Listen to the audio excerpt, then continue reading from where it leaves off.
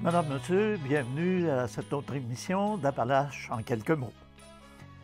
Celui qui a été le directeur du Collège classique de Thetford Mines, de même que le fondateur et premier directeur général du Cégep de Thetford, le chanoine Gérard Lemay, est décédé le 14 janvier dernier. Né à Saint-Agapi de l'Aubinière le 31 janvier 1924, il était membre d'une famille de 12 enfants. Après des études primaires à Saint-Agapi, il fit ses études secondaires et collégiales au Petit Séminaire de Québec, ses études en théologie au Grand Séminaire et, quelques années plus tard, des études en philosophie et en lettres à l'Université Laval. Ordonné prêtre en 1950, la première partie de sa vie se passa dans l'éducation. Il débuta à titre de professeur d'anglais, de latin et de grec au Petit Séminaire de Québec pendant 6 ans, puis comme professeur de littérature française et de grec au Collège classique de Thetford Mines pendant 3 ans. Il poursuivit sa carrière dans l'administration scolaire, d'abord en devenant dans la même institution directeur des études pour le secondaire, le collégial et l'éducation permanente pendant 5 ans, puis comme supérieur pendant 2 ans. Après la création du Cégep de Thetford, et qui succéda au Collège classique en 1969, il en devint, jusqu'en 1975, le premier directeur général. Il accepta ensuite un mandat de recherchiste au ministère de l'Éducation pendant 5 ans.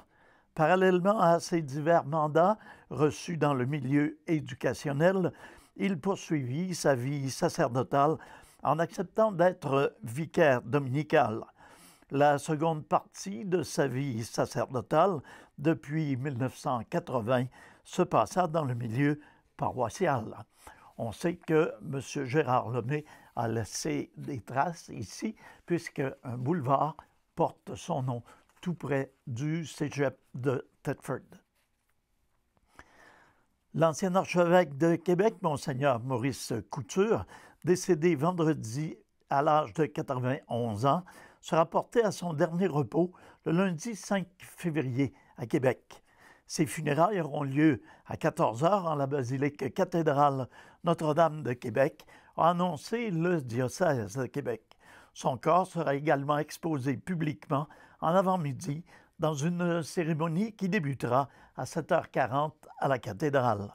La veille, le dimanche 4 février, il sera également exposé en l'église Saint-Angèle de Saint-Malo sur la rue Marie de l'Incarnation à Québec. Des temps de prière liturgiques jalonneront également la présentation des condoléances et le recueillement auprès du corps du défunt pendant ces 2 journées. Toute la population y est invitée, a précisé les responsables du diocèse.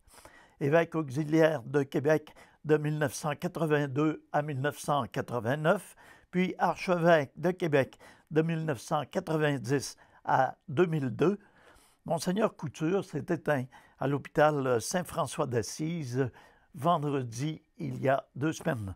Il était alors aux côtés du cardinal Gérald Lacroix. Né en 1926 dans la région de Thetford Mines, plus précisément à Saint-Pierre-de-Bretton, ordonné prêtre en 1951, Monseigneur Couture était connu pour ses prises de position avant-gardistes. Il était également décrit comme étant l'évêque des pauvres. Le CI3S de Chaudière-Appalaches est en action pour le recrutement de psychiatres. Tel qu'il s'y était engagé, le Centre intégré de santé et de services sociaux de Chaudière-Appalaches est en action pour le recrutement de psychiatres afin de combler les 4 postes vacants à l'hôpital de Thetford Mines. En effet, dans le cadre de ces démarches, en vue de maximiser ses chances de réussite, le CI3S de Chaudière-Appalaches s'est tourné vers l'international et a reçu 11 candidatures de psychiatres intéressés à travailler au Québec qui se qualifie selon l'entente de reconnaissance mutuelle France-Québec. De ces 11 candidatures, 10 ont été retenues selon les critères établis dans une étape de présélection. Le CI3S de Chaudière-Appalaches est donc actuellement à organiser des rencontres avec ses candidats potentiels pour entrevue et à valider leur intérêt à venir pratiquer la psychiatrie au centre hospitalier de Thetford Mines. La direction de l'établissement entend mettre en valeur les atouts importants du milieu, dont notamment une équipe de professionnels compétents, humains et engagés, le soutien des équipes dévouées de médecins omnipatriciens de Thetford Mines et des psychiatres de la région et les locaux de l'unité de soins rénovée récemment. Également, nous mettrons l'accent sur les forces de la MRC des Appalaches à partir d'outils promotionnels développés par celle-ci, de mentionner les dirigeants du CI3S. Par ailleurs, l'organisme remercie toutes les équipes impliquées actuellement dans l'organisation temporaire des services offerts à la population. De surcroît, le CI3S de Chaudière-Appalaches poursuit activement ses efforts pour recruter des psychiatres du Québec intéressés à exercer dans la région de Thetford Mines. Nous sommes confiants que ces efforts combinés nous permettront de réaliser nos objectifs de recrutement pour une réouverture dans les meilleurs délais de l'unité de psychiatrie. Comme il s'y était également engagé dès le début, le CI3S de Chaudière-Appalaches continuera à tenir la population informée des développements au fur et à mesure de ceux-ci. L'honorable Marie-Claude Bibeau, députée de Compton-Stanstead et ministre du Développement international et de la francophonie, a annoncé, au nom du ministre de l'Innovation, des Sciences et du Développement économique et ministre responsable de Développement économique Canada, l'honorable Navdeep Bain, un appui financier de 3,5 millions de dollars à 10 projets dans la MRC des Appalaches. Madame Bibeau était de passage à Thetford et écoutons les paroles qu'elle a tenues sur les impacts de cette aide financière. Alors, ça me fait vraiment plaisir d'être de retour à Thetford Mines. C'est une région que je trouve toujours particulièrement dynamique et je suis toujours très impressionnée, Monsieur le maire, par l'innovation qui se passe ici, par le talent et le rayonnement de vos entreprises ici dans la région. Pour le gouvernement du Canada, bien évidemment, on est conscient de l'importance de la région, pour la région de se diversifier de manière stratégique, en misant sur l'innovation, bien sûr, pour développer des avantages compétitifs régionaux et qui vont être aussi durables. C'est pourquoi l'appui à la transition et à la diversification des collectivités est une priorité pour notre gouvernement. Et aujourd'hui, nous avons une dizaine de projets à vous présenter. Je suis donc fort heureuse d'annoncer, au nom de mon collègue, l'honorable Navdeep Bain, ministre des Sciences, du Développement économique et de l'Innovation, 3,5 millions de dollars de contribution de notre gouvernement. Le maire de la ville de Thetford s'est également réjoui de l'aide financière de 3,5 millions de dollars qui, entre autres, a profité à la ville de Thetford Mines avec une contribution non remboursable de 2 097 000 dollars sur un investissement total de 2 333 dollars. Écoutons Monsieur le maire. Peut-être débuter de notre côté par l'annonce qui se fait concernant le parc industriel. Donc, j'ai amené ici une image. On voit au niveau de la rue Sept-Lacouille, vous connaissez le parc industriel Henri Terrien. Donc, on parle d'un prolongement qui va permettre 171 000 mètres carrés supplémentaires, donc à l'extrémité de la rue Sept-Lacouille, qui va pouvoir nous permettre de déboucher jusqu'au chemin des Bois-Francs en haut pour ceux qui connaissent ce secteur. Alors, c'est quelque chose de très important pour nous. On parle d'un investissement de 2,3 millions en tout. Donc, quand on connaît la nature présentement de nos espaces industriels, c'est sûr qu'il nous reste quelques bâtiments miniers qui ont quand même déjà un peu de vie, mais sinon, dans nos autres bâtiments industriels, en fait, Madame la ministre, c'est plein partout. Donc, c'est des beaux problèmes qu'on vit présentement et on sait que lorsqu'il y a des industriels qui veulent venir s'implanter chez nous, il faut être capable de réagir rapidement. Ça veut dire d'avoir des infrastructures qui sont prêtes à les recevoir. Donc, c'est pourquoi on souhaite investir pour agrandir notre parc industriel. Donc, c'est vraiment une excellente nouvelle. Maintenant, on l'a dit, hein, il y a 10 annonces aujourd'hui de tout type. Donc, des entreprises qui se relocalisent et qui agrandissent, des entreprises qui ajoutent des équipements, des nouveaux procédés, ensuite de ça, dans le domaine touristique aussi. Donc, c'est vraiment plusieurs bonnes nouvelles. Je pense que c'est à l'image de notre ville qui est en train de se transformer, de notre région qui est en train de se développer.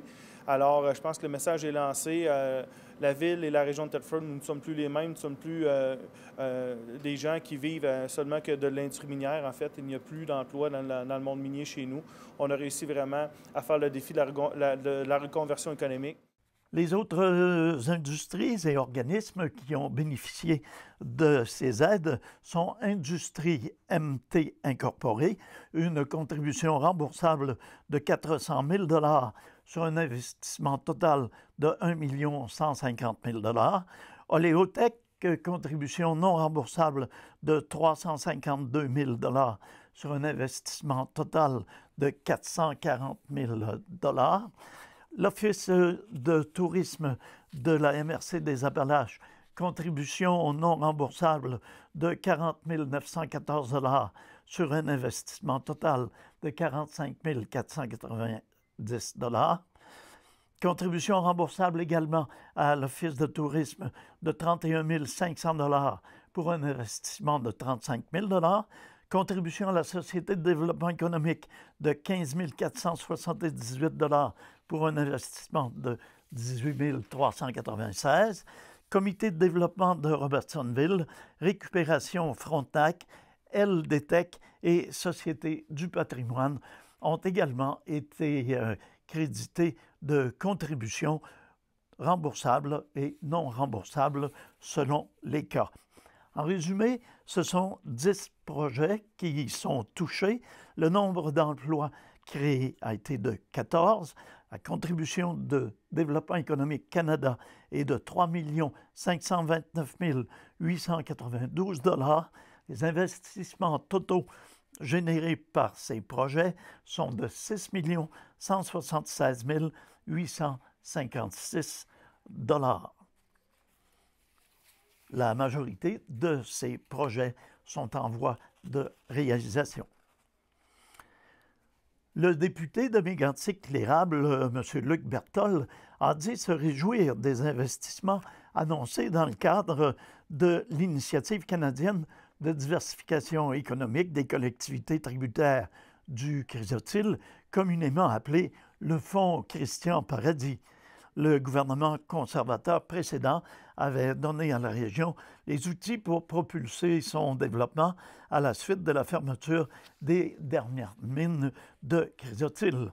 Le député Berthold a toutefois déploré ce qu'il a qualifié de manque de délicatesse du gouvernement libéral qui a choisi de faire ses annonces en l'absence du représentant du comté à la Chambre des communes. M. Berthold a tenu les propos suivants. « C'est de la petite politique partisane. Jamais on ne m'a consulté sur le moment de la conférence de presse. Il est clair que le gouvernement a choisi le moment de la tenue du caucus conservateur à Victoria pour éviter ma présence. C'est un manque de respect pour tous les électeurs de Mégantic-L'Érable. » En conclusion, le député Luc Berthold a rappelé que le gouvernement doit maintenant renflouer le fonds qui est presque épuisé. Le bannissement de l'amiante continuera d'avoir des effets dans notre région pendant des années et le gouvernement doit prendre ses responsabilités à la suite de cette décision. La ministre Bibeau a fait d'une pierre deux coups alors qu'elle a également fait l'annonce d'un octroi, d'une subvention de 1 200 000 $ à une entreprise de Thetford Mines, à savoir Dundee Technologies Durable, afin d'appuyer la mise au point de nouvelles technologies qui amélioreront les opérations minières existantes et la production de minerais plus propres. En effet, une approche plus économique et plus écologique de captage des déchets d'arsenic omniprésents dans l'exploitation minière pourrait bientôt être mise au point grâce à un investissement du gouvernement du Canada axé sur les nouvelles technologies propres. L'investissement fédéral de 1 200 000 $ a été annoncé par la ministre du Développement international et de la francophonie, l'honorable Marie-Claude Bibeau. La compagnie Dundee Technologies Durables utilisera le financement versé pour mettre au point un processus visant à isoler les déchets d'arsenic omniprésents dans l'exploitation minière et emprisonner ceux-ci dans du verre stable et non toxique. La technologie sera mise au point dans une usine de Namibie et pourra être intégrée aux opérations minières existantes, non seulement au Canada, mais à travers le monde. Cette technologie novatrice favorisera la production de minerais plus propres à partir des gisements. On pourrait même l'utiliser pour nettoyer les mines abandonnées qui contiennent un niveau élevé de déchets d'arsenic et qui menacent l'écosystème. Ce projet est financé par l'entremise de Technologies du développement durable Canada, qui aide des entreprises canadiennes à progresser vers la commercialisation de technologies propres qui en sont aux premières étapes de développement. La ministre Marie-Claude Bibeau a souligné que des investissements comme celui annoncé à l'entreprise Dundee Technologies Durables sont essentiels pour assurer la transition du Canada vers une économie plus verte. L'innovation liée aux déchets de l'exploitation minière est particulièrement importante pour nos régions puisqu'elle nous aide à trouver des solutions plus éco-énergétiques et saines pour l'environnement, de déclarer la ministre. Quant à la présidente directrice générale de Technologies du développement durable du Canada, Léa Lawrence, elle déclarait que la technologie d'isolation d'arsenic de Dundee Technologies Durables aidera à nettoyer les sites miniers pollués et à réduire la dégradation environnementale du sol sur ces sites. Cette technologie révolutionnaire donnera des résultats environnementaux et économiques concrets pour tous les Canadiens.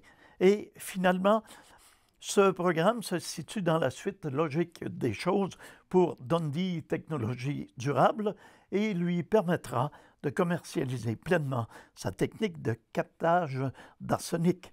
Notre entreprise travaille en ce moment à des projets en lien avec l'arsénopyrite et le cobalt qui bénéficieront des travaux de mise au point actuels. Nous aimerions remercier Technologies du développement durable Canada et le gouvernement du Canada de leur soutien constant pour nos technologies fabriquées au Canada, de déclarer le président et chef de la direction de Dundee Technologies Durables, M. Brian Hallett.